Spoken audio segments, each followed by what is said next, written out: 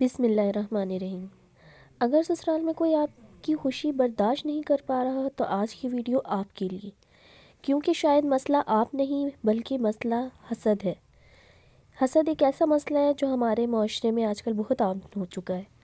क्या आपने कभी महसूस किया आप जितना अच्छे माहौल के साथ रहने की कोशिश कर लें तब भी आप ही बुरे हैं, आपकी हर बात ही गलत है, आप खामोश रहें तो कमज़ोर समझे जाते हैं, और अगर मेरी प्यारी बहनों अगर आपकी तारीफ़ हो जाए तो चेहरे ऐसे बदल जाते हैं कि पता नहीं क्या हो गया।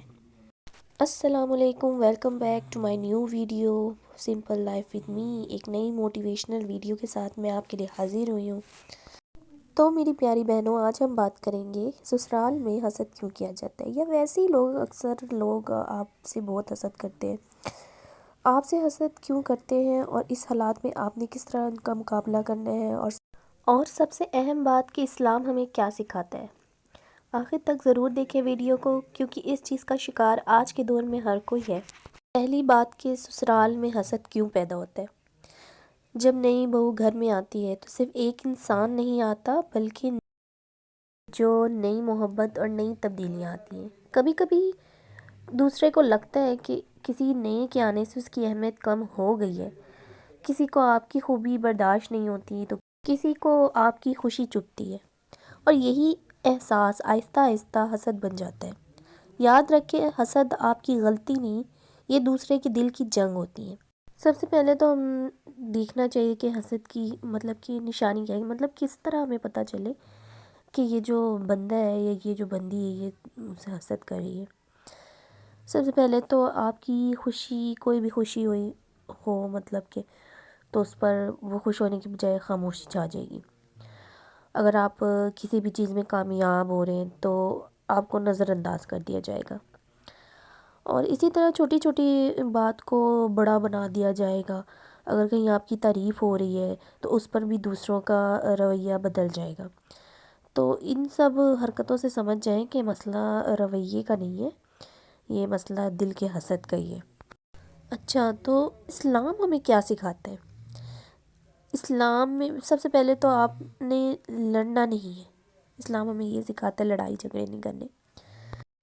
इस्लाम में ये भी है कि हमें वक़ार के साथ जीना चाहिए। नबी करीम सल्लल्लाहु अलैहि वसल्लम ने भी फरमाया है कि हसद नेकियों को ख़त्म कर देती है, यानी हसद करने वाला ख़ुद नुकसान में होता है। इसलिए याद रखें कि आपको ख़ुद को साबित करने की ज़रूरत नहीं है। अल्लाह है ना, अल्लाह सब देख रहा है। सबसे बड़ी गलती जो हम करते हैं ना, वो ये कि जब कोई हमसे हसद करता है तो हम क्या करते हैं, हम जवाब देना शुरू कर देते हैं, हर बात पे उसके सामने एक्सप्लेन करना शुरू कर देते हैं, दिल और ख़ुद भी अपने दिल में नफ़रत पाल लेते हैं, और फिर इस तरह लड़ाई झगड़े शुरू हो जाते हैं और घर का सुकून बिल्कुल ख़त्म होकर रह जाता है। हर चीज़ के बीच में कंपैरिजन आ जाता है कि इसके साथ ऐसा है तो मेरे साथ ऐसा नहीं है, उसके पास है ये है तो मेरे पास नहीं है। लेकिन समझदार इंसान क्या करता है, वो अपनी एनर्जी लड़ाई में नहीं, अपनी ज़िंदगी बेहतर बनाने में लगाता है। और अगर कोई भी ये ससुराल में कोई भी मतलब कि ससुराल में नहीं, या मतलब कोई भी हो जो आपसे हसद करे, तो आपने क्या करना है, सबसे पहले तो आपने रद्द अमल कम करें। मतलब कि हर बात का जवाब देना ज़रूरी नहीं होता, खामोश रहें, खामोशी से काम लें। खामोशी जो है ना कमज़ोरी नहीं है, खामोशी एक हिकमत है। और दूसरे नंबर पे जो है मतलब दुआ शुरू करें, अपने लिए दुआ करें, अल्लाह से, अल्लाह पाक से दुआ करें इस तरह की बुरी चीज़ को हमारी ज़िंदगी से निकाल दे अल्लाह पाक, और मेरे लिए मेरी ज़िंदगी और मेरे रास्ते आसान फरमाए। जो इस बुरी चीज़ मतलब हसद जैसी चीज़ में मुब्तला है, अल्लाह उसको भी हिदायत दे। ज़ाहिर है आप उसके लिए भी दुआ ही कर सकते हैं उसके लिए। अपनी खुशी छुपाएं नहीं, मगर दिखावा भी ना करें, सादगी इख्तियार करें। ये चीज़ें हसद को कम करती हैं। और इसके साथ साथ हर चीज़ ना हर किसी को ना बताएं, हर किसी पे ट्रस्ट ना करें। किसी के दिल में क्या है वो आप नहीं जानते।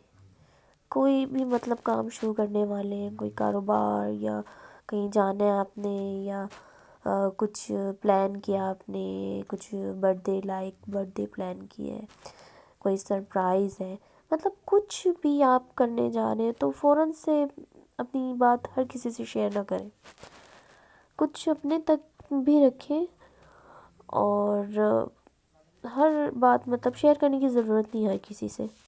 حضرت یوسف علیہ السلام کا واقعہ تو آپ لوگوں نے سنا ہی ہوگا، اور قرآن میں بھی مطلب کہ قرآن میں بھی ذکر آیا ہے، یاد ہوگا آپ لوگوں کو کہ جب حضرت یوسف علیہ السلام نے خواب دیکھا تھا، جب ان کو نبوت ملی تھی، انہوں نے خواب میں دیکھا تھا کہ چاند ستارے جو ہیں، 11 ستارے اور چاند جو ہے ان کے سامنے سجدہ کر رہے ہیں۔ تو جب انہوں نے یہ خواب اپنے والد حضرت یعقوب علیہ السلام سے اس خواب کا ذکر کیا، اس خواب کے بارے میں انہیں بتایا کہ بابا جان میں نے یہ خواب دیکھا ہے، تو ان کے والد نے انہیں کیا نصیحت کی تھی؟